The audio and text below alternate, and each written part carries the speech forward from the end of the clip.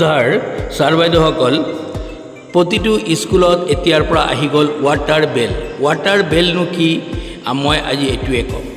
প্ৰচণ্ড গৰমৰ কাৰণে এতিয়া স্কুলবিলাকত দিব লাগিব ৱাটাৰ বেল।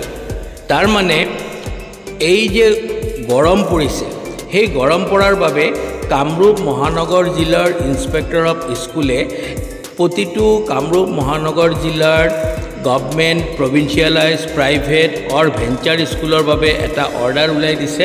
সেই অৰ্ডাৰ হিচাপে কৈছে যে ৱাটাৰ বেল দিব লাগিব দিনত 3 বাৰকৈ, তিনিবাৰকৈ ৱাটাৰ বেল দিব লাগিব।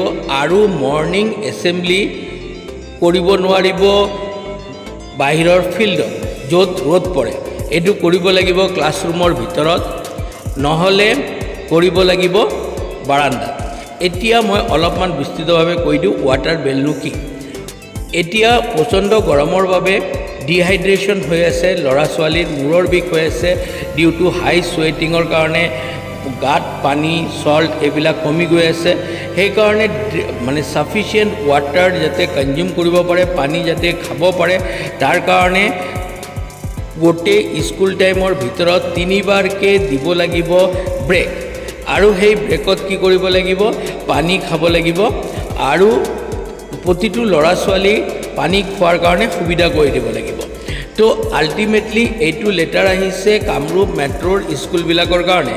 বেলেগ বেলেগ জিলাত বেলেগ বেলেগ অৰ্ডাৰ আহি আছে।